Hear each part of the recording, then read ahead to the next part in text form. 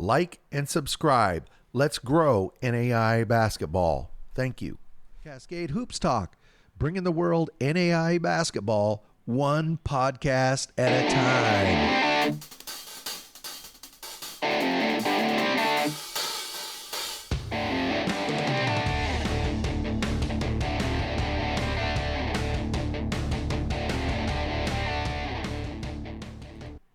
Hey, Cascade Hoops Talk, Billy D.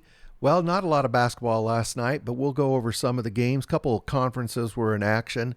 We have Chris Kemp. He's the head men's basketball coach, Eastern Oregon Mounties. They play, obviously, in Eastern Oregon. They play in the Cascade Conference.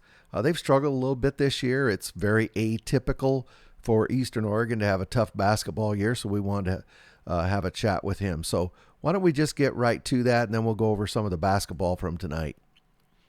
So Chris Kemp has been there, I think, probably 2 or 3 years. He's got a mixture of new players and some guys he's brought in. And, he'll talk about, the thing is they've lost a lot of games, but a lot of them have been like 3 points, 2 points, 4 points. It's been a real disappointing and frustrating year for Coach Kemp. But I think they're about ready to turn the corner. So let's just listen to Coach Kemp. This is Chris Kemp, head men's basketball coach, Eastern Oregon. Cascade Hoops Talk, Billy D. Hey, I got Chris Kemp. He's the head men's basketball coach at Eastern Oregon. Thanks for being on the show, Chris. Hey, Bill. Thanks for having me. You're 4-10. Your team has been struggling a little bit. You and I talked about before we started. It's been a tough year, but I wanted to get you on because every year there's these programs that are really quality programs, always have great basketball players, and then for whatever reason, they'll run into trouble during the season and have a hard time getting out of it, which is where you are. You're not a program that is perennially, bad, that people expect to lose. I mean, you're a program that's always, when you come to town, everybody fears your presence, if you will. So I wanted to talk to you about it from kind of that aspect. I think it's been a tough year, and we can talk about strength of schedule and those type of things. It just feels like one of those things where we just haven't essentially executed at the end of games. So maybe I'm just on here to get advice from you. No. See so much basketball. If you're getting advice from me, you're going to go 4-24. But let's start with the strength of schedule.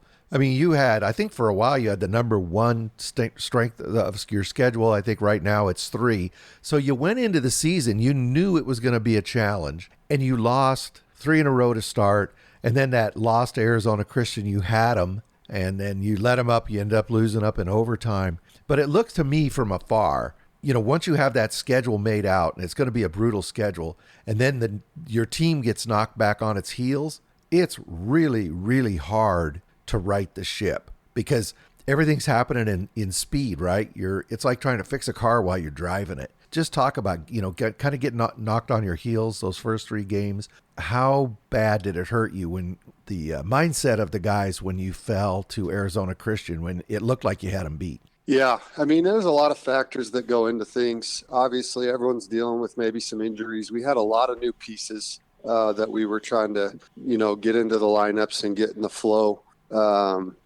It's been just an interesting go for me because this team is honestly the most bought in we've ever had, probably our best culture off the court. They're the closest. So to navigate all those losses with them, I'm proud of how they responded as far as staying together. And still playing people tough, but just not finishing the end of games. And that theme is carried through. The Arizona Christian one's unique because that's my alma mater. I know those guys pretty well. They were in the top 5, and we had our kid Garrett have just a great game, have 38, and really should have had them beat. We were up 5 with 22 seconds, and they hit some tough shots. We didn't execute defensively, and so that one again feels like a setback. We didn't, had a couple players not even playing that game. Yeah. So responding to that, and then it was just also some kind of bad luck, I guess, where we started our first 5 conference games also on the road with, our toughest trip to Klamath Falls and Southern, then at College of Idaho, and then to Portland. So it was just a combination of factors, a lot a lot of new pieces where we're trying to replace an All-American kid and the, Cascade Conference Player of the Year. Yeah. And just figuring out guys' roles, and I didn't do a good enough job of getting us in position late in games. I think we set ourselves up in many of those games to be in it, and we just didn't finish. So that's kind of been our theme throughout the year. I noticed you've been, it looks like, searching for a starting five. Very few, I don't think anybody started all the games for you. You've started a lot of different, have you been looking for different combinations who to bring off the bench? Yeah, for sure. And then a combination of some injuries and then Yeah. matchups wise. And we have some versatility, which can be a strength, but we're also trying to figure out the best combination of what that looks like. So we're starting to feel pretty good about it, and feeling kind of set in rotations wise, and we're as healthy as we've been. So I don't know. We're excited to see what the second half of the season has for us. Coach, before I leave your schedule, leave this bad subject. You talked about the 5 games on the road. You played terrible in Caldwell. That's the only game you really played bad, and that's a bad place to have a bad night because they kicked you. Yeah. They kicked you around a little bit, but those happen, right? You go over to Portland, which is a hard place to play, and I don't care what their records are. Warner Pacific and Multnomah are two good basketball teams, and you won both those games on the road. So when you left Multnomah and you headed back to Eastern, did you feel like maybe you had gotten over the hump? I think so. Winning a couple true road games in our conference, and no matter who you play, but Portland has always been a tough place for us.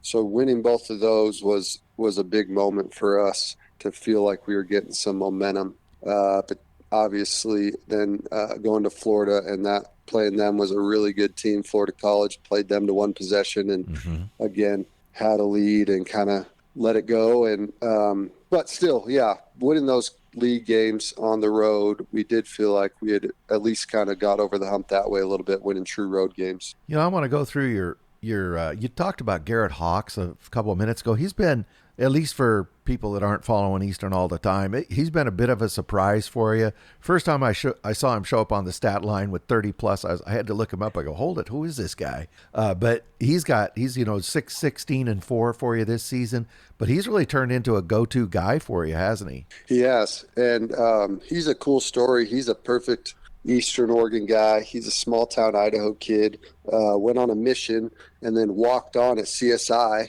last year as a freshman, but 21 years old. And they told him, well, yeah, you could be on the team, but you're probably not going to play much. You can practice. and he just worked and got into the rotation, and they were the number 1 team in the country. Yeah. So it was just a cool deal. I got to see him play a couple of times, meet him, and he's married. Meet him and his wife. That's a whole nother deal with our team, but he's probably having a baby this week. Wow. So we'll see what happens. Is he signing up for Social Security yet? Yeah. So, but it's been cool because I would say he's been definitely a surprise for us too, but we just knew what type of character kid he was, and we're excited to have him for 3 years. He's going to be a great one here for us. And then you've got a couple of guys that have been around for a bit that are really playing well for you. Malachi Afwork, and then AJ Huddleston. He's a great story in of himself, but they've been around. Are they kind of an anchor for you? For sure. And, they've been in the program. They're a huge part of that culture we're building. They're both captains for us. And I think we talked a little before, but Jaden Hanson has really come on strong. He has a cool story, but has 2 ACLs on the same knee, redshirt at CSI, but he was honestly a top recruit for us last year. And him and AJ are connected because what that's done has been able to get AJ off the ball, as Jaden is just a true point guard. Okay. And so I think that those correspond together. As Jaden's played better, it's taken the pressure off AJ to be the facilitator and the point guard where he can really look to score it. And he's a tough player. He's one of our hardest workers. And so their stories kind of correspond as they play well together, I think. You're out in Eastern Oregon. I'm looking at your roster. You have a ton of Idaho guys. Are you always bumping up against College of Idaho in recruiting wars? We are a little bit. I mean, I don't know. We gotta try to definitely get some kids. Colby does a great job, and yeah, that's the unique part of Eastern Oregon is we give in-state tuition to Idaho, Oregon, and Washington. Oh, okay, that's why for us that's why we try to stick in the Northwest as much as possible. And the best, like, pretty good basketball for us that's semi close is Boise. So Yeah. we are down there a lot. We have a lot of Idaho kids, and I don't know if I say I've battled Colby at all for recruits, but he does a great job. Yeah, and he gets a lot of guys from Montana. Before we leave Jaden Hanson, he's a redshirt freshman. You touched on how well he's playing, but he was just in single digits, and then all of a sudden at the end of the home game he had against College Iowa, he scored 20, and he's been in double digits ever since, and he's just shooting the heck out of the ball. What's in his, you've been feeding him different, or did you change his water? I mean, did something clicked? It looks like something clicked. Yeah, I think so. Jaden's a special player. I mean, he won state championships at Rocky Mountain in Boise. His senior year, he tore that ACL. Okay. I think probably has a chance to be the Idaho Gatorade Player of the Year going into that year. We've known him since he was real young. And so he was like I said, our top recruit my first full season. Well, then he played one game for us and tore his ACL again. So really, to me, it's just about health. Like, we knew what kind of player we had. And his IQ is off the charts. He's a true point guard, but has physical ability to score it. So I think he's just healthy. He's in shape. And now I think we're just scratching the surface of the player he can be if we do get to keep him here for a few years. If we have enough school for him to take, I don't know. We're going to run out of classes for him, but he's a great kid. We love having him. That some of the guys, I'm not talking about him in particular, but you go to some of these schools, guys have had the COVID year, a redshirt year, and then they transferred in conference and didn't have to get charged a year. These guys are, pushing 25. So anyway, that's a side subject. But okay, let's talk about your schedule going forward. So you talked about going to Portland this weekend. You got to go. I call it the Valley. You got to go to Bushnell and Corbin. Always tough. I mean, I don't care what their records are. It's especially Corbin. What is it about Corbin that makes it so hard to play there? Yeah, they create a great environment. TK does a great job just pressuring and having buy-in, playing 10 guys, and just kind of keeping pressure on you the whole time. We've always had trouble playing over there, and I think I would say the same with Bushnell. I mean, they're as talented if you go position by position, yep, I think, as a lot of teams. And they are winning, and both of them have pretty good records, especially compared to us. So it's going to take a great effort for us to be able to get on their level and try to win games on the road. They both do a great job. So we'll see if we can compete and get close, and then see if we can win a close game. Yeah, I think it'll be a big weekend for you guys. What magic sauce? How do you keep the team together in these tough times? Yeah, that's a good question. I mean, we've just really experienced the depths with this team, and we talked a little before we came on, but we had a team tragedy where a player's dad was killed in a work accident while we were in Florida, and I think it's really galvanized them. It's really like our family is hurting. And so we went to the funeral together. It's we're trying to be there for this kid who's just a great kid in our program. I know he wants to make it more about his dad than anything else, but I think stuff like that, and I think our true character of our team is shown, like how they stay together and how they kind of move on to the next has been impressive to me. I think that it started in the recruiting process, just recruiting the right type of kids. Yeah. We obviously haven't had the results we wanted, but the buy-in and the culture, and those have been unchanged. So I still have high hopes we can maybe pull it together and make a little bit of a run here and win some games.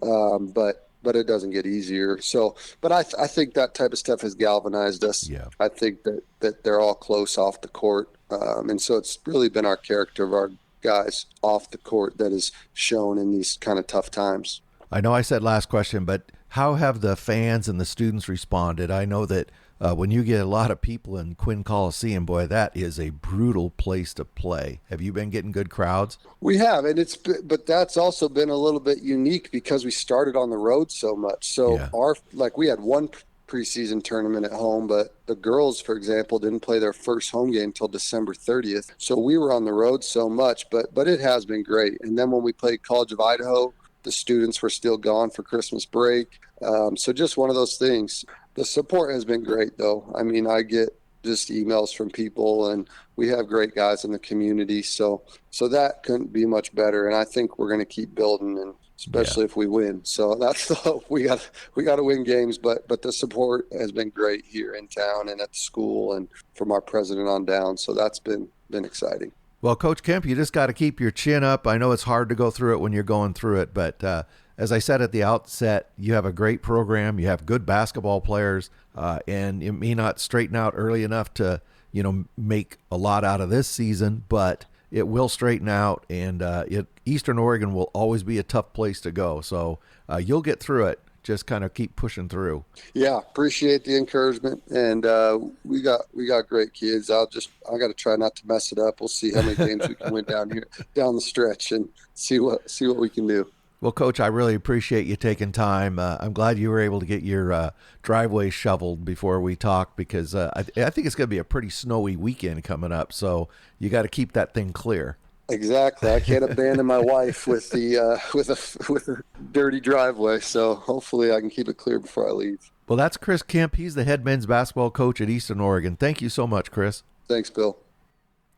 Hey, I really appreciate Chris Kemp giving me the time. He's really a good guy. He's a great coach. And thank you very much, Coach Kemp.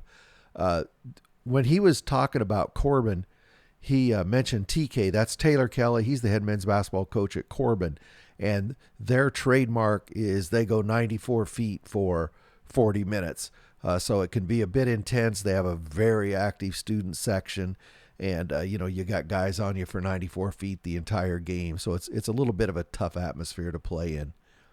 Okay, let's see what games we had tonight.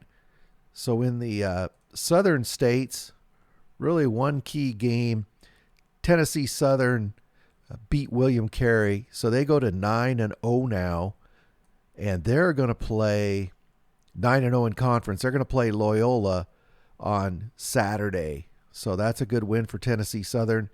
They lead the conference, and they're 9-0 in the conference. Florida College in action tonight, number 25. They played Florida National. They beat them 75-72. Let me tell you, Florida National ain't no joke. They're long, they're athletic. They gave Florida College everything they could handle, but the Falcons were able to come out victorious.